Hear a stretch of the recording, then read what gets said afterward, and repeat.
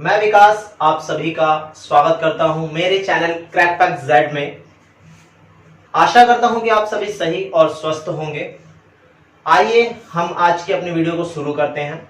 जैसा कि आप सभी जानते हैं कि हमने पहले पाठ की शुरुआत की थी जिसका नाम था शीत युद्ध का दौर।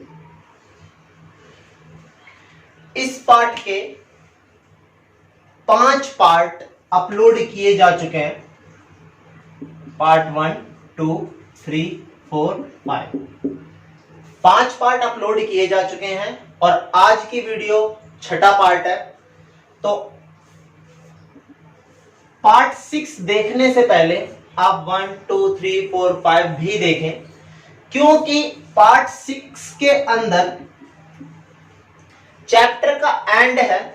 तो चैप्टर के एंड को समझने से पहले स्टार्ट और मिडल आप समझ लेना, तभी आप इस वीडियो को देखने का प्रयास करना, जो आपके लिए ज्यादा बेटर होगा। तो चलिए हम इस वीडियो को स्टार्ट करते हैं। बहुत ही महत्वपूर्ण प्रश्नों की श्रृंखला है। 5वां जो पार्ट था उसमें हमने गुट निरपेक्षता पर भली भांति चर्चा की थी। उसका संगठन, उसका निर्माण, उसकी स्थापना, उसके सदस्य देश, उसके उद्देश्य, सब कुछ डिस्कस किया था। अब हम उसके आगे कुछ जो प्रश्न है उस पर चर्चा करते हैं। प्रश्न आता है,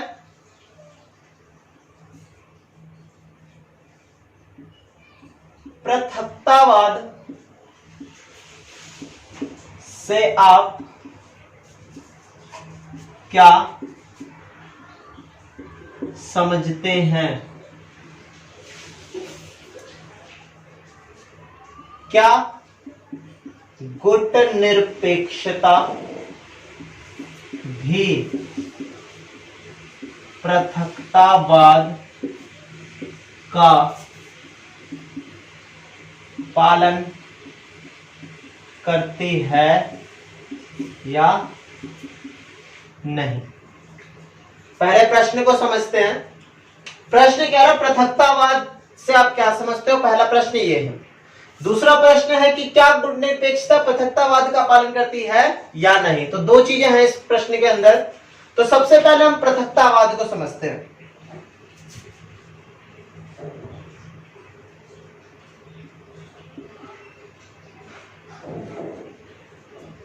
जब हम पृथक्तावाद को समझेंगे तो पहले हम इसको दो हिस्सों में तोड़ लेते हैं।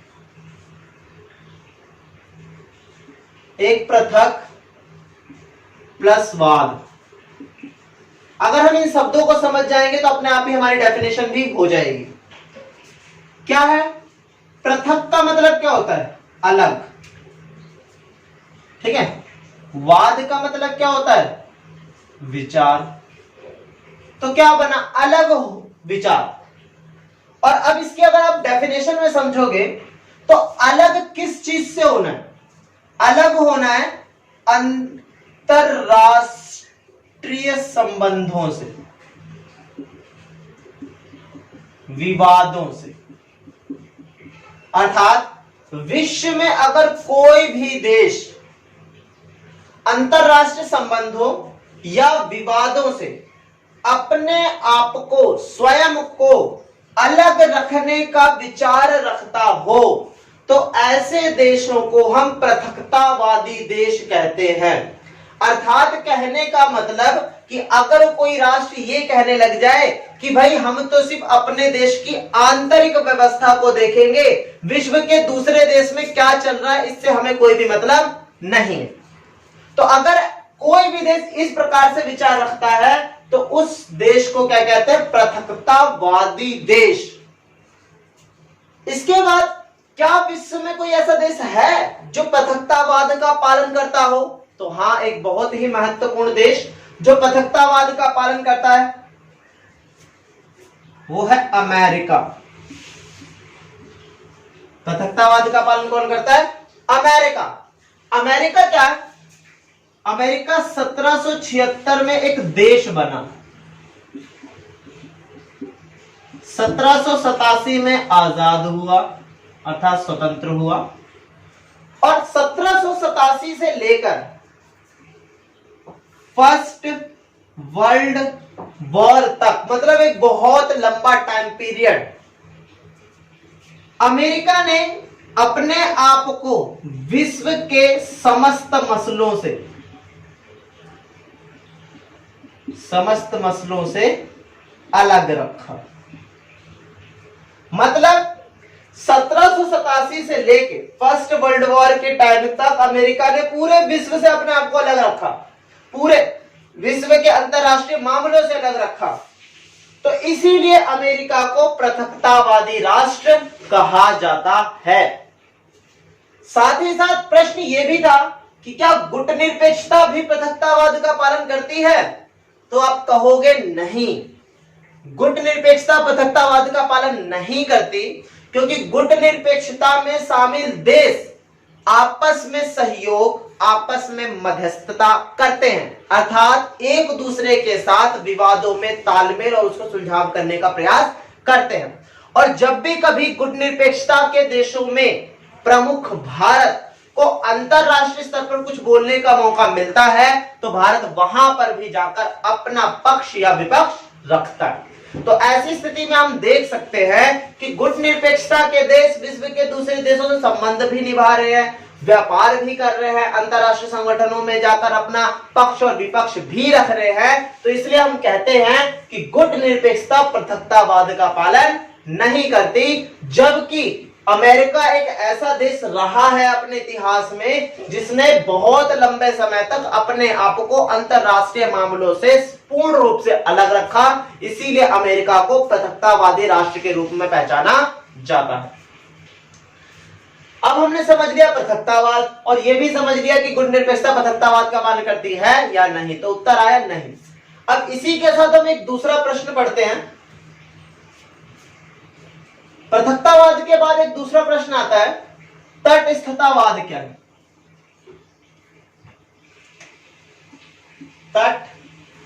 तटस्थतावाद क्या है?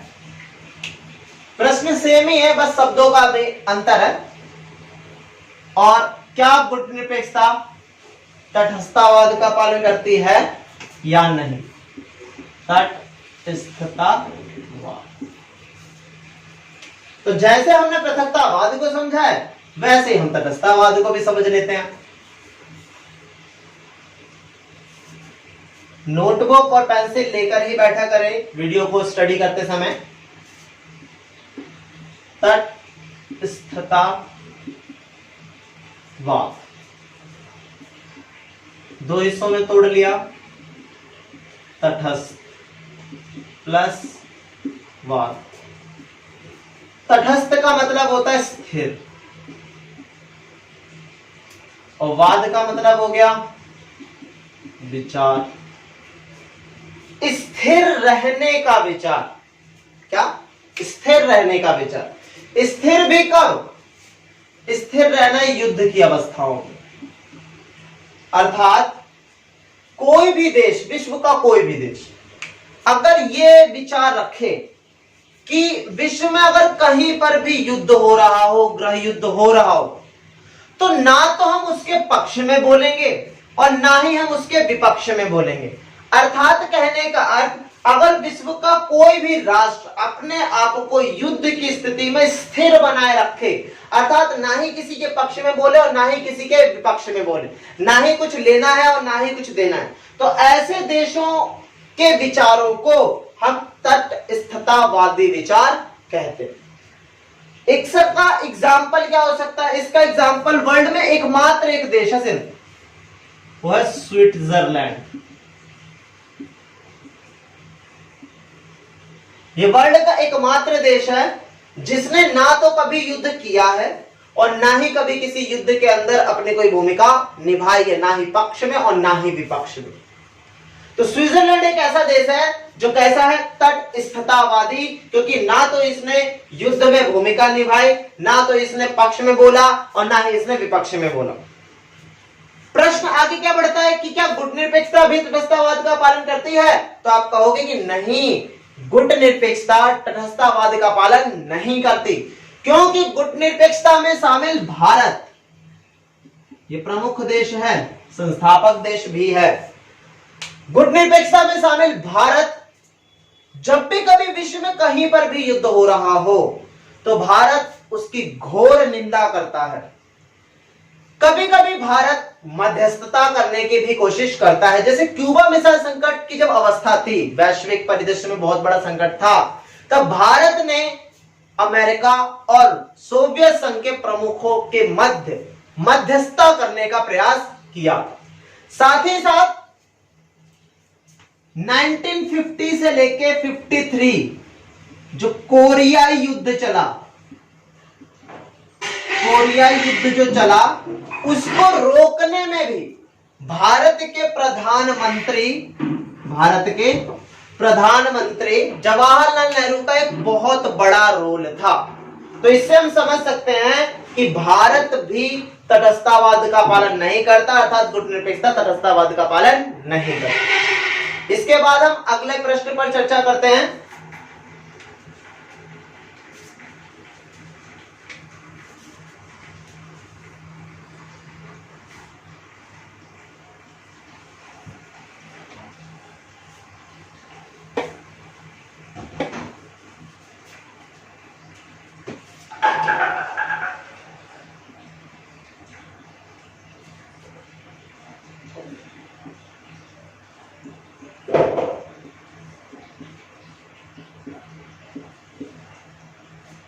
अब हम अगले प्रश्न पर चर्चा करते हैं और प्रश्न है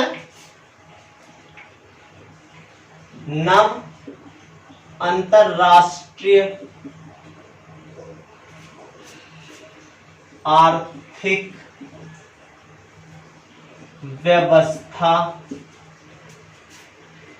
क्या है? इसने किस प्रकार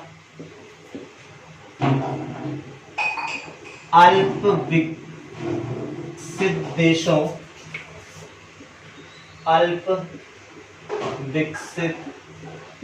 देशों की नीतियों में परिवर्तन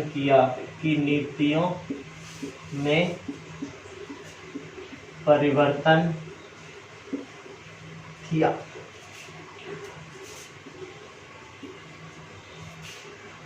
आंसर थोड़ा लार्ज भी है तो ध्यान से समझना। सबसे पहले हम ये समझेंगे कि टॉपिक बोल क्या रहा है, हमसे पूछता क्या। नव अंतरराष्ट्रीय आर्थिक व्यवस्था। नव मतलब क्या हुआ? नया। अंतरराष्ट्रीय मतलब क्या हुआ? विश्व स्तर से। आर्थिक मतलब क्या हुआ? पैसे से जुड़ी हुई क्रियाएं। और व्यवस्था मतलब क्या हो गया? सिस्टम। तो ध्यान देना, नव मतलब नया, अंतरराष्ट्रीय मतलब विश्व स्तर से, आर्थिक मतलब पैसे से जुड़ी हुई चीजें या जुड़ी हुई क्रियाएं, व्यवस्था मतलब सिस्टम। अर्थात पूरे विश्व के अंदर, पूरे विश्व स्तर से पैसे को लेकर, व्यापार को लेकर, अर्थव्यवस्थाओं को लेकर, आर्थिक क्रियाओं को लेकर एक नई व्यवस्था का जन्म हुआ। क्या कह रहा है कि पूरे विश्व स्तर में आर्थिक क्रियाओं को लेकर एक नई व्यवस्था का जन्म हुआ। हम उसी को पढ़ने जाएंगे कि आखिरकार ये नई व्यवस्था में क्या था, इस नई व्यवस्था में किन चीजों में परिवर्तन आया। बट एक सवाल यह भी उठता है, एक लाजमी सा सवाल है, अगर कोई नई चीज बन रही है तो सवाल यह भी उठता है कि पुराना भी तो कुछ ना कुछ होगा ही। पुरानी ही चीजों को समाप्त करके हम नया करते हैं। तो यहां पे हमें दो बातें समझनी होंगी आंसर समझते समय कि इसमें पुराना क्या है, मतलब इस आर्थिक क्रियाओं में पुराना क्या था, फिर उनमें से किन पुरानी क्रियाओं को हटाकर नया किया गया। अर्थात हमें पुराना भी समझना होगा और किन चीजों को नया किया गया और उनसे क्या बदलाव है वो भी समझना होगा। तो आइए हम प्रश्न पर चर्चा करते हैं। ये तो हमने अर्थ समझ लिया कि प्रश्न का अर्थ क्या है।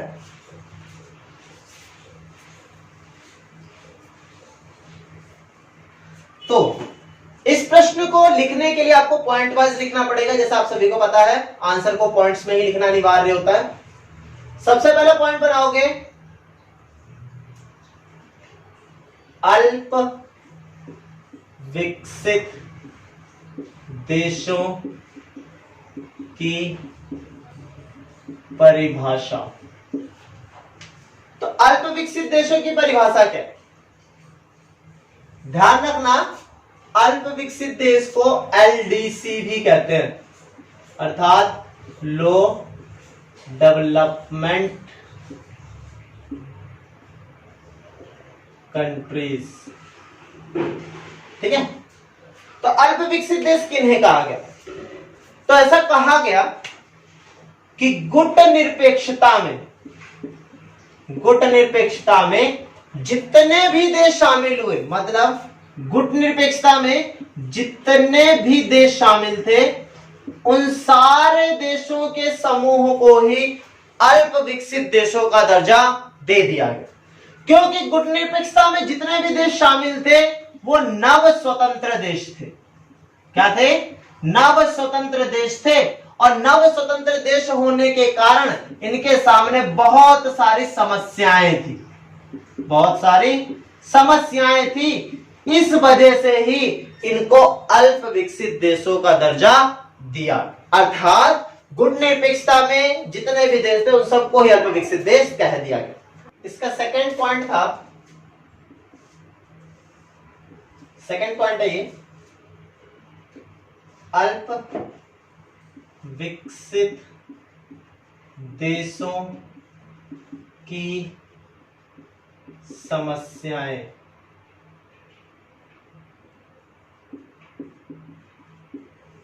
अब अल्प विकसित देशों के आगे समस्याएं क्या क्या थी?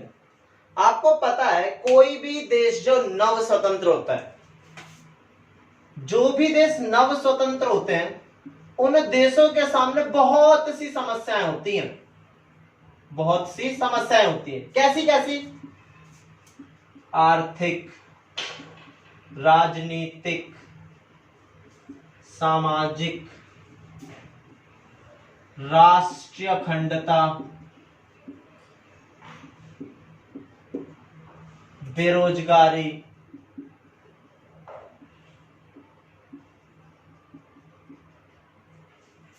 गरीबी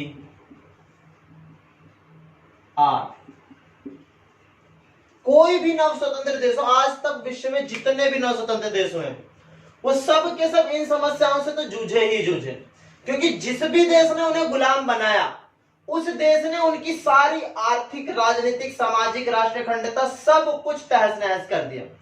ऐसा ही भारत के साथ हुआ, पाकिस्तान के साथ हुआ, श्रीलंका के साथ हुआ, चाइना के साथ हुआ, सबके साथ ऐसा ही हुआ। अब गुट निरपेक्षता के भी देश, सभी जो अल्प विकसित देश थे उन सभी के सामने ही चुनौतियां थी, ये समस्याएं थी, पर इन सभी से बड़ी जो एक चुनौती थी वो थी टिकाऊ विकास। क्योंकि देश आजाद हो जाने से कुछ नहीं होगा, देश के आजाद हो जाने के बाद देश को अपनी आर्थिक क्रियाएं भी चलानी पड़ेंगी, और अगर आर्थिक क्रियाएं चल भी रही हैं तो उन आर्थिक क्रियाओं को स्थिर बनाए रखना होगा। आर्थिक क्रियाओं को कैसे बनाकर रखना होगा? स्थिर बनाकर रखना होगा, क्योंकि अगर आर्थिक क्रियाएं स्थिर नहीं रही तो आपकी अर्थव्यवस्था क्या हो जाएगी? बहुत कमजोर हो जाएगी, और इतनी कमजोर हो जाएगी कि आप अपने देश के नागरिकों को चला भी नहीं पाओगे। ऐसी अवस्था में क्या होगा कि आपको मजबूरन किसी न किसी से क्या लेनी पड़ेगी? सहायता लेनी पड़ेगी। और हमें पता है कि उस समय पूरा विश्व 3 गुटों में बटा हुआ था। एक थी गुट निरपेक्षता जो समस्याओं से जूझ रही है, दूसरा है अमेरिका, तीसरा है सोवियत संघ। तो हमें पता है कि अगर सहायता लेनी पड़ेगी तो या तो हमें यूएसएसआर के पास जाना पड़ेगा या फिर यूएसए के पास जाना पड़ेगा, और इनके साथ सहायता लेना या इनके पास जाना ही क्या होगा कि हम दोबारा से क्या बन जाएंगे? इनके गुलाम बन जाएंगे। कोई भी गुट निरपेक्षता का देश जो समस्याओं में जूझ चुका हो, समस्याओं में मजबूर हो जाए और सहायता लेने पर मजबूर हो जाए, और अगर वो यूएसए और यूएसएसआर के पास गया तो उसे अपनी स्वतंत्रता खोनी पड़ेगी।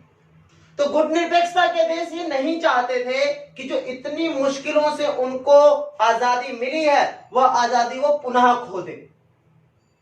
अर्थात उन्हें कुछ ना कुछ तो ऐसा करना ही पड़ेगा कि जो आर्थिक क्रियाओं की वजह से जो समस्या उभर रही हैं उन समस्याओं को रोका जा सके।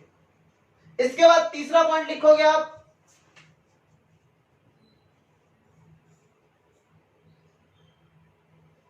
अंकटाड का सम्मेलन। हुआ क्या, 1970 में गुट निरपेक्ष देशों ने यूएनओ पर दबाव बनाया और यूएनओ पर दबाव बनाने के जरिए यूएनओ ने क्या किया, यूएनओ की ही दो संस्थाएं WTO और IDO विश्व व्यापार संगठन, WTO वर्ल्ड ट्रेड ऑर्गेनाइजेशन, और अंतरराष्ट्रीय विकास संगठन इंटरनेशनल डेवलपमेंट ऑर्गेनाइजेशन, इन दो संगठनों के जरिए एक सम्मेलन बुलाया गया, मतलब एक मीटिंग बुलाई। उस सम्मेलन को ही कहा क्या कहा गया, अंकटाड का सम्मेलन। अब अंकटाड की फुल फॉर्म क्या है, United nation conference on trade and development. तो इन दोनों संगठनों के द्वारा ट्रेड को लेकर और डेवलपमेंट को लेकर, मतलब व्यापार को लेकर और विकास को लेकर, किसके व्यापार और किसके विकास, अल्प विकसित देशों की विकास और अल्प विकसित देशों के व्यापार पर बातचीत करने के लिए ही यह सम्मेलन बुलाया गया। कब बुलाया गया, 1972 में सम्मेलन बुलाया गया। सम्मेलन कब बुलाया गया, 1972 में बुलाया गया। इसी के साथ जब सम्मेलन चलता है तो सम्मेलन चलने के दौरान गरीब देशों को भी इनवाइट किया जाता है, अल्प विकसित देशों को भी इनवाइट किया जाता है, गुटनिरपेक्षता के देशों को भी इनवाइट किया जाता है। तो जब वे लोग वहां पर पहुंचते हैं तो बहुत बड़ी बड़ी बातों के बीच में वो अपने भी पक्ष रखते हैं, अर्थात उन्हें कैसा चाहिए, कैसा होना चाहिए। तो हम चौथे पॉइंट में उन्हीं के बारे में पढ़ेंगे कि आखिरकार उन्होंने कौन कौन सी बातें उस सम्मेलन के अंदर रखी।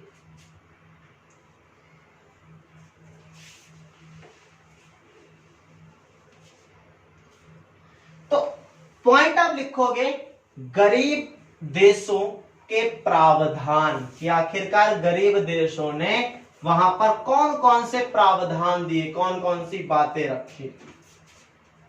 फोर्थ पॉइंट पे रखोगे ये, गरीब देशों के प्रावधान, मतलब गरीब देशों को जब बुलाया गया तो उन्होंने कौन कौन सी बातें बोली। पहला, स्वयं के संसाधनों पर स्वयं का नियंत्रण। मतलब क्या, जो अल्प विकसित देश है वो किसी न किसी के तो गुलाम थे, और जिन देशों ने भी उनको गुलाम बनाया था वे उनके संसाधनों का प्रयोग करते थे। जब वे आजाद हो गए, आजाद हो जाने के बाद भी जिन देशों ने गुलाम बनाया था वो ही उनके संसाधनों का प्रयोग कर रहे थे। तो इससे क्या हो रहा था, आजादी के बाद भी देश अपने संसाधनों का प्रयोग नहीं कर पा रहा था, और संसाधनों का प्रयोग करेगा नहीं तो वो अपना विकास करेगा कैसे। फॉर एग्जाम्पल आपको देता हूं कि आप दो फ्रेंड थे और आप गए मॉल, एक के पास 100 रुपए थे और एक फ्रेंड के पास कुछ भी नहीं था, और दूसरे फ्रेंड ने क्या किया, आपके 100 रुपए लेकर कोई चीज खरीद ली और आपको कह दिया कि हम आपको बाद में दे देंगे। तो सेम वही बात हुई, पैसा किसी और का, मतलब संसाधन था किसी और का, पर जिसका संसाधन था उसने यूज ही नहीं किया, पर जिसका संसाधन नहीं था वो उसका यूज करके अपना विकास कर रहा है। तो वही बात आजादी के बाद भी कई सारे देशों को देखने को मिल रही थी कि देश आजाद तो हो गया था, संसाधन भी उसके पास थे, परंतु उन संसाधनों पर नियंत्रण किसी दूसरे देश का था, जबकि आजाद देश का नहीं था। तो ये बात रखी गई वहां पे कि स्वयं के संसाधनों पर स्वयं का नियंत्रण होना चाहिए, किसी भी पश्चिमी देश का नियंत्रण नहीं होना चाहिए। दूसरा, वैश्विक बाजार तक पहुंच। वैश्विक बाजार तक पहुंच। गरीब देशों की दूसरी बात ये कही गई गरीब देशों के द्वारा कि भाई गरीब देश अपना विकास कर सकता है, पर कर कब सकता है, जब वो अपने देश में बनी हुई वस्तुओं को विश्व के दूसरे देशों में निर्यात कर सके। क्योंकि जब तक वो अपने देश में बनी हुई वस्तुओं का निर्यात किसी दूसरे देश में करेगा नहीं, तब तक उसको पैसा प्राप्त होगा नहीं। तो इसीलिए उन्होंने प्रावधान कहा कि वैश्विक बाजार के जो नियम बना रखे हैं संगठनों ने, अंतरराष्ट्रीय संगठनों ने, उन नियमों को सुधारा जाए। WTO, IMF, वर्ल्ड बैंक जैसी जो संस्थाएं हैं, वे अपनी आर्थिक नीतियों में परिवर्तन करें ताकि गरीब देशों को भी सहायता मिल सके, उनकी व्यापार में पहुंच हो सके और अधिक से अधिक वस्तुओं को निर्यात करके वो पैसा कमा सके और अपनी समस्याओं को सुलझा सके। तीसरा, सस्ती प्रौद्योगिकी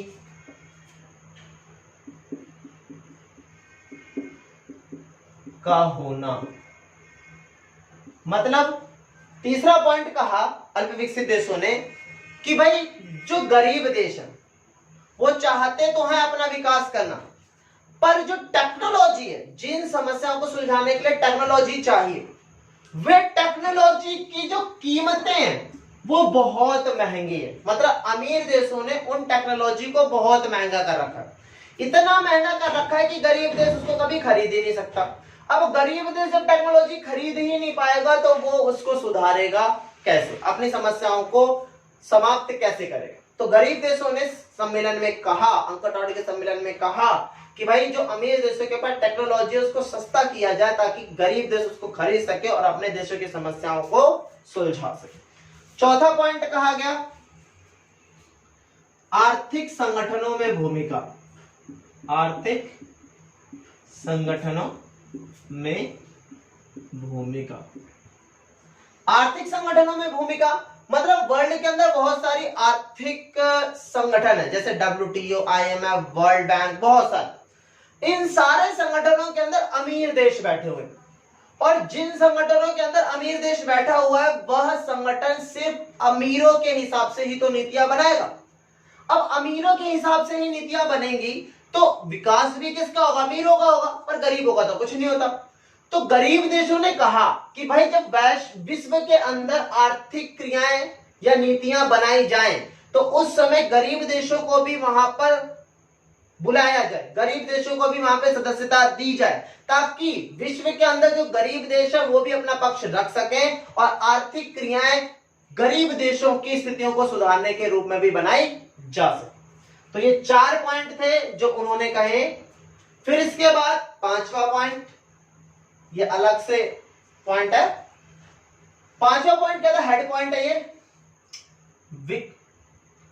अल्प विकसित देशों का तेज विकास। अल्प विकसित देशों का तेज विकास। एक बात मैंने आपसे कही थी इस क्वेश्चन को शुरू करने से पहले कि पुराना भी कुछ होगा और नया भी कुछ होगा। तो जब आप इसको पढ़ रहे हो तो जो भी चीजें नई होती जा रही हैं, पुराने समय में ऐसा कुछ भी नहीं था। तो अब अल्प विकसित देशों का तेज विकास, आपको पता है कि जब ये सारे सुधारों की बात कह दी गई थी तो यूएनओ ने बहुत सारे सुधारों को मान लिया था और जब बहुत सारे सुधारों को मान लिया तो भाई अल्प विकसित देशों की तो लॉटरी लग गई। उन्होंने अपना बहुत तेज गति से विकास करना शुरू कर दिया। मतलब जो भी समस्याएं थी वो तो सब सॉल्व, कुछ समस्याएं तो सॉल्व कर दी गई सम्मेलनों के दौरान। तो वो समस्याएं जैसे ही सॉल्व हुई तो भाई जितने भी गुटनिरपेक्ष देश थे उनको मौका मिला तेज विकास करने का और उन्होंने बहुत तेज विकास करना भी शुरू कर दिया। इस समय में मतलब 1970 से लेकर 1980 का जो दशक रहा, इस दशक के अंदर गुटनिरपेक्षता के देशों ने राजनीति पर ज्यादा ध्यान न देकर आर्थिक स्थितियों पर ध्यान दिया। राजनीति मतलब है यहाँ पे सहयोग, मतलब गुटनिरपेक्षता के देशों ने इस समय में ये देखा है, ये माना कि हमने अपने राजनीतिक सहयोग को तो बरकरार रखा है क्योंकि हमने एक मजबूत संगठन बना ही लिया है, तो क्यों ना हम अपनी आर्थिक स्थितियों पर भी बात करें। इसी के परिणाम स्वरूप यूएनओ पर दबाव बनाया गया, यूएनओ ने सुधार किए और इन्होंने भी तेज गति से उसका फायदा उठाया।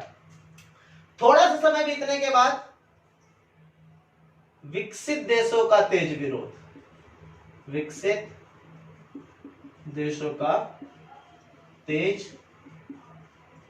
विरोध, विकसित देशों का तेज विरोध। जब अल्प विकसित देश इन सारे सुधारों का तेजी से फायदा उठाने लगे और अपना विकास करने लगे, तो बहुत सारे अल्प विकसित देशों का जो विकास है वो इतना तेज होने लग गया, इतना तेज होने लग गया कि विकसित देशों को ऐसा लगने लगा कि कहीं अगर ये और भी ज्यादा तेज गति से विकास करने लग गए तो हो सकता है कि एक दिन ये हमारे ही सामने चुनौती प्रस्तुत करने लग जाएं। फॉर एग्जाम्पल आपको देता हूं, इस समय पे सुधारों का सबसे बड़ा फायदा उठाया था चीन ने। आज देखते हो आप कि आज चाइना इतना ताकतवर हो चुका है कि वो विश्व की ताकतों को चुनौती दे सकता है। तो उसी समय के ये कुछ बदलाव थे जो अल्प विकसित देशों ने उठाए थे। इस तरीके से बाद में क्या हुआ, इन्होंने जब समझ लिया पहले ही कि हो सकता है ऐसा हो, तो इन्होंने उस समय बहुत तेज गति से विरोध किया अल्प विकसित देशों का और जो जो सुधार किए गए थे उनको रोकने का प्रयास किया। तो जब विकसित देशों ने दोबारा से दबाव डालने की कोशिश की तो गुटनिरपेक्ष देशों ने सोचा कि भाई देखो, हम आर्थिक विकास तो कभी भी कर लेंगे, बट हमें अपने सहयोग को बनाए रखना है। कहीं ऐसा ना हो कि भाई अमीर देशों के विरोध के कारण हमारे देश क्या हो जाए, टूट जाए। तो हम आर्थिक विकास को छोड़कर किस पर ध्यान देंगे, दोबारा से सहयोग पर। तो ये सहयोग पर ध्यान कब दिया गया था, 1980 से लेके 90 के दशक में 1980 के बाद से ही इन्होंने किस चीज पर बल दिया है, सहयोग पर बल दिया। इसी का एक परिणाम आप देखोगे कि भारत आज भी आर्थिक रूप से देखा जाए तो चाइना से काफी पीछे है, क्योंकि चाइना ने उस समय आर्थिक स्थिति को ही सबसे ज्यादा तवज्जो दी या फिर मुख्यता दी, राजनीतिक सहयोग को ज्यादा मुख्य नहीं माना। जबकि भारत और अन्य बहुत सारे अल्प विकसित राष्ट्रों ने सहयोग के दायरे को समझा, जबकि आर्थिक स्थितियों को उन्होंने आने वाले भविष्य के लिए छोड़ दिया। इसके साथ ये प्रश्न कंप्लीट हो जाता है। इसके आगे अगला प्रश्न हम देखते हैं।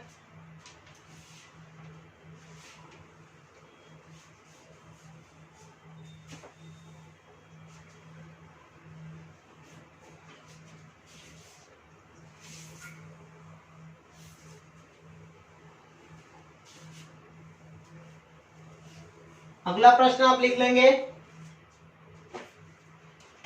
प्रश्न है, शीत युद्ध के दौरान गुटनिरपेक्षता में रहकर भारत को कितने स्तरों से भूमिका निभानी पड़ी या भूमिका निभाई। प्रश्न लिखोगे, शीत युद्ध के दौरान भारत ने गुट निरपेक्षता में रहते हुए कितने स्तरों से भूमिका निभाई, कितने स्तरों से भूमिका निभाई। तो 3 स्तरों से भूमिका निभाई है। पहला था सजग, दूसरा है सचेत और तीसरा है मध्यस्थता। सजग मतलब होता है स्वयं की सुरक्षा, सचेत मतलब होता है दूसरे की सुरक्षा, मध्यस्थता मतलब होता है बीच बचाव। मतलब पूरे शीत युद्ध के दौरान भारत किस में बना रहा, गुटनिरपेक्षता में बना रहा, और गुटनिरपेक्षता में रहकर भारत ने 3 स्तर पर भूमिका निभाई। पहला सजग, अर्थात उसने स्वयं को सुरक्षित रखा, मतलब स्वयं को किसी भी देश का गुलाम बनने से बचाए रखा। दूसरा सचेत रहा, उसने अपने साथ साथ अपने को सुरक्षित करने के साथ साथ विश्व के दूसरे देशों की भी सुरक्षा का जिम्मा उठाया, विश्व के दूसरे देश को भी सुरक्षित करने का प्रयास किया। तीसरा मध्यस्थता, विश्व में कई बार ऐसी स्थिति या विवाद उत्पन्न हुए जब भारत ने उसको सुलझाने के लिए मध्यस्थता करने का भी प्रयास किया। तो भारत ने पूरे शीत युद्ध के दौरान 3 स्तर पर भूमिका निभाई, सजग, सचेत और मध्यस्थता। अगला प्रश्न लिखोगे आप, शीत युद्ध के दौरान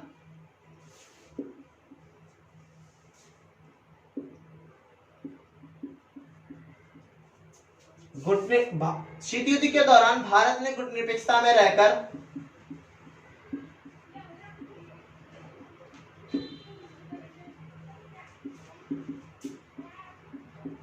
क्या फायदा उठाया, क्या फायदे उठाए?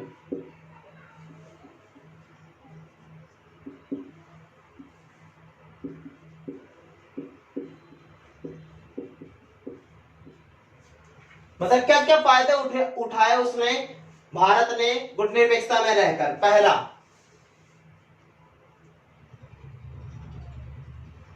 स्वयं की स्वतंत्रता को बनाए रखना।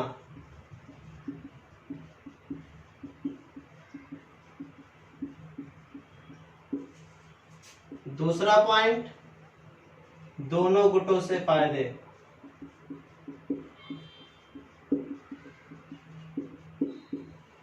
तीसरा पॉइंट, अंतरराष्ट्रीय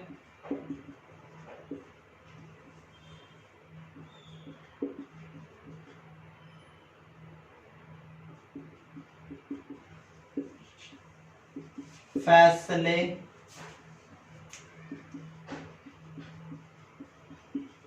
स्वयं लेना।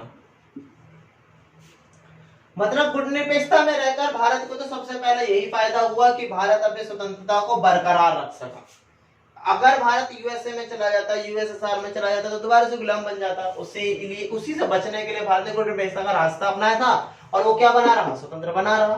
दूसरा फायदा, दोनों गुटों से फायदे। भारत ने गुटनिरपेक्षता का फायदा इस रूप से भी उठाया कि उसने दोनों गुटों से फायदा उठाया। कैसे? दोनों गुटों से फायदा इस रूप में कि अगर मान लो कि यूएसए या यूएसएसआर दोनों में से कोई भी मान लो कि अनदेखी करे, जैसे मान लो कि यूएसएसआर अनदेखी कर रहा है, भारत को नजरअंदाज कर रहा है, या फिर मान लो कि यूएसएसआर भारत पे क्या डाल रहा है, दबाव डाल रहा है कि आपको ये करना ही पड़ेगा, तो भारत ऐसी अवस्थाओं में क्या कर सकता था? अगर यूएसए अनदेखी करता है तो भारत यूएसएसआर के पक्ष में जा सकता था। तब यूएसए थोड़ा डर जाएगा और भारत जैसा चाहेगा वैसा करने को यूएसए प्रयास करे। और अगर मान लो कि यूएसएसआर भारत पे दबाव डालता है तो भारत कहेगा कि चलो ठीक है, अगर आप हम पे दबाव डाल रहे हो तो हम जा रहे हैं यूएसए के पास। तो ऐसी अवस्था में क्या होगा कि यूएसएसआर फिर भारत की बात सुनेगा और उसको अपनी तरफ करने की कोशिश करेगा। तो इसी रूप में देखा जाए तो भारत को यूएसए से भी काफी फायदे हुए और यूएसएसआर से भी काफी फायदे हुए। तीसरा, अंतरराष्ट्रीय फैसले स्वयं लेना। क्योंकि हम ये जानते हैं कि गुटनिरपेक्षता में रहकर भारत स्वतंत्र रहा था, तो वो अपने निर्णय अपने आप से ले सकता था, उसे किसी के दबाव या किसी के समझाने की जरूरत नहीं थी। तो ये 3 फायदे भारत ने गुटनिरपेक्षता में रहकर उठाए। इसके बाद हम अगले प्रश्न पर चर्चा करते हैं।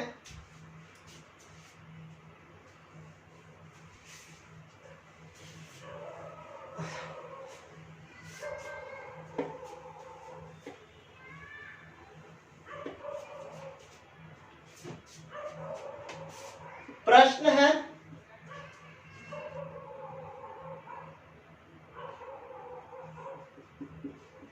शीत युद्ध नहीं, प्रश्न है भारत की गुटनिरपेक्षता की आलोचना क्यों की जाती है? तो इसके भी 2 पॉइंट है। एक है सिद्धांत विहीन और दूसरा पॉइंट है अस्थिरता। सिद्धांत विहीन मतलब सिद्धांत विहीन वह होता है जो अपने सिद्धांतों से हट जाए, ठीक है, जो अपने उद्देश्यों से हट जाए। तो ऐसा कहा जाता है बहुत सारे आलोचकों के द्वारा कि भारत भी एक सिद्धांत विहीन राष्ट्र था।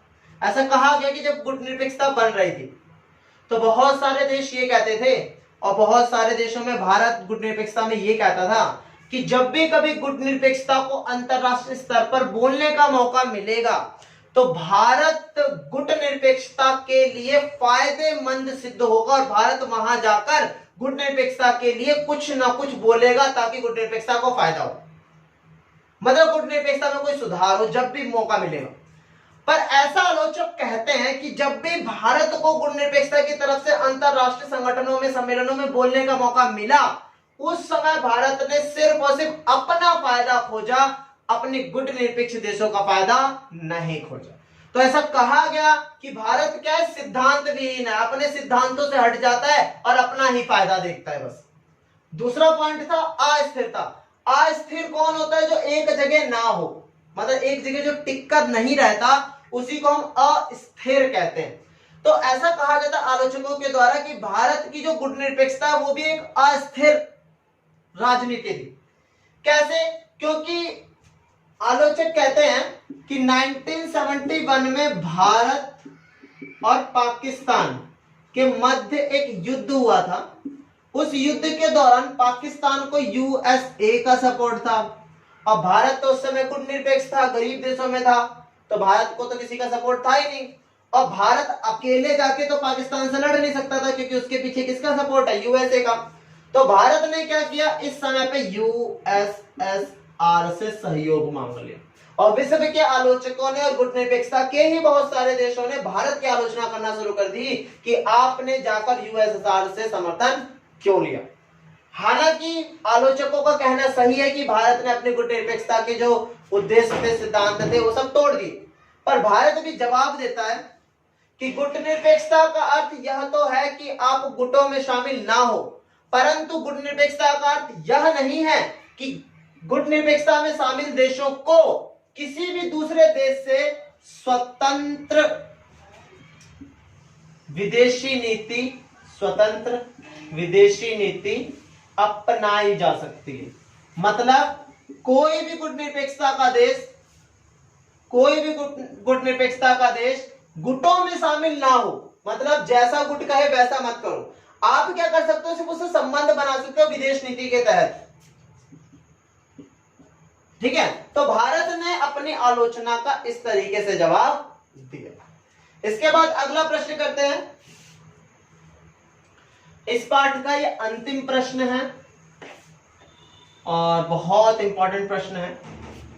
आप अगर लास्ट ईयर के पेपर्स देखेंगे और इस चैप्टर में से अगर कोई क्वेश्चन बेसिकली आता है तो वो आता है, सबसे मुख्य प्रश्न है ये इसका, गुट निरपेक्षता अप्रासंगिक है, आलोचना कीजिए।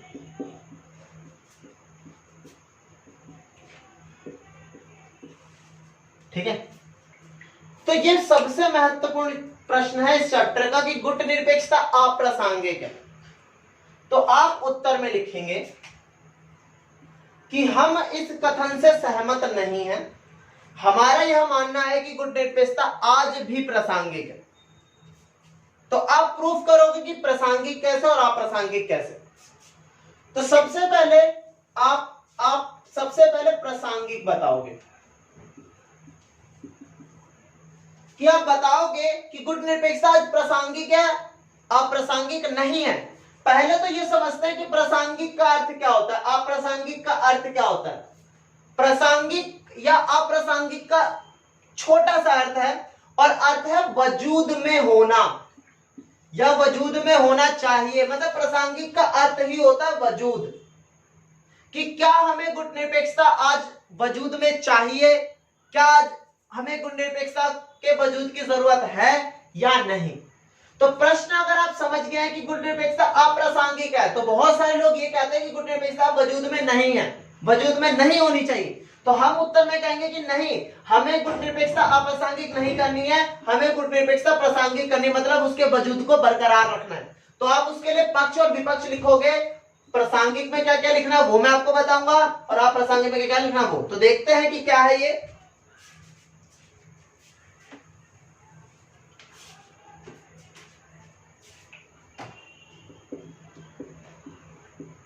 सबसे पहले ही आप लिखोगे गुट निरपेक्षता प्रासंगिक है। कैसे?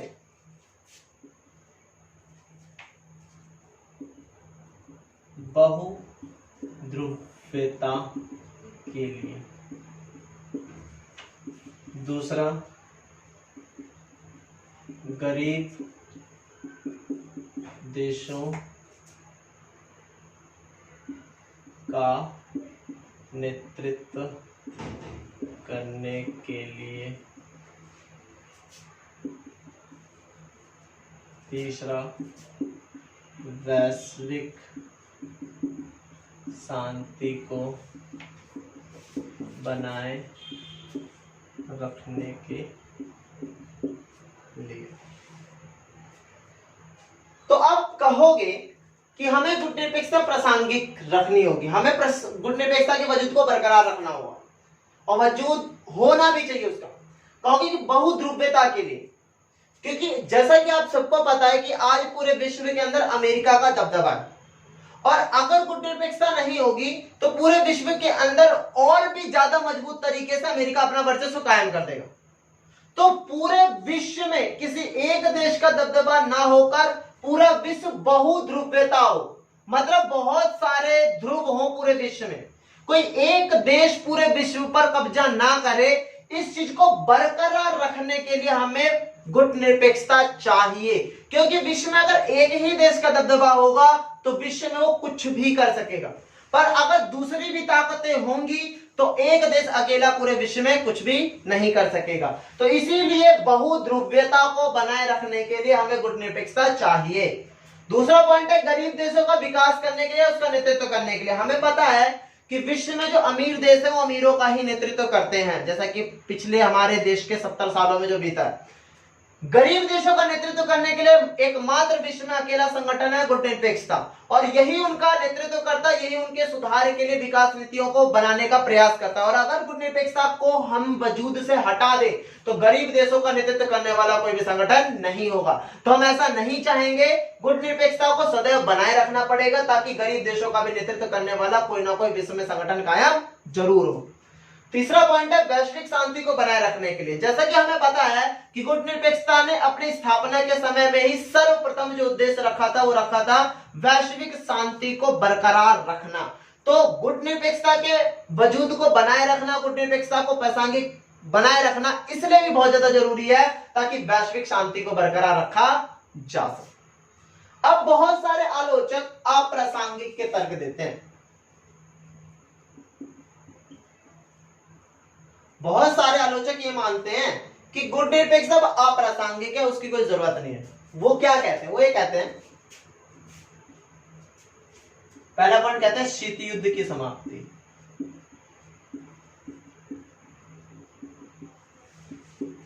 बहुत सारे आलोचक ये मानते हैं कि गुट निरपेक्षता का जो निर्माण था वो तो कब हुआ था?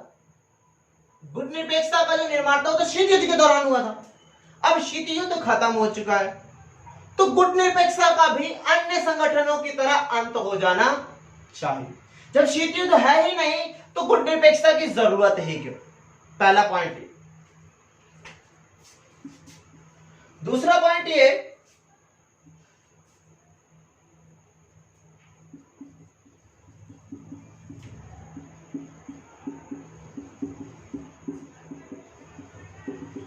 बहुत सारे विचारक ये कहते हैं, बहुत सारे आलोचक ये कहते हैं कि गुट निरपेक्षता एक निजी फायदे वाला संगठन है। मतलब गुट निरपेक्षता में जो सारे देश हैं वो अपना अपना फायदा देख रहे हैं और कहते हैं कि हम संगठन हैं, और संगठन तो ऐसा होता है जो सब एक साथ मिलकर चले, सभी का फायदा देखा जाए। पर गुट निरपेक्षता में ऐसा कोई भाव दिखाई नहीं देता कि वो सबको लेकर चल रहे हो। वो तो सिर्फ अपना अपना फायदा देख रहे हैं, जिस वजह से ऐसा लगता है कि गुटनिरपेक्षता के संगठन का कोई वजूद नहीं है और आज उसको खत्म हो जाना चाहिए। इस तरीके से ये हमारी वीडियो का आखिरी प्रश्न था। आप सभी पार्ट को, part 1, part 2, part 3, part 4, part 5 and part 6, इसके लिंक डिस्क्रिप्शन में दिए जाएंगे।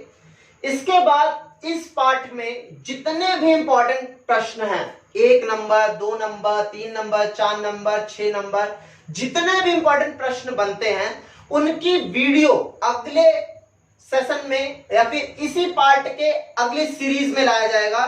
तो उस वीडियो को जरूर देखें ताकि आपको इस पार्ट से जुड़े हुए सारे के सारे प्रश्न को पता हो। उन सारे प्रश्नों का उत्तर हमारी वीडियो जो पार्टों में बनाई गई है, सीरीज में बनाई गई है, उनमें आपको मिल जाएगा। तो सभी को इस वीडियो को देखने के लिए धन्यवाद और नमस्कार।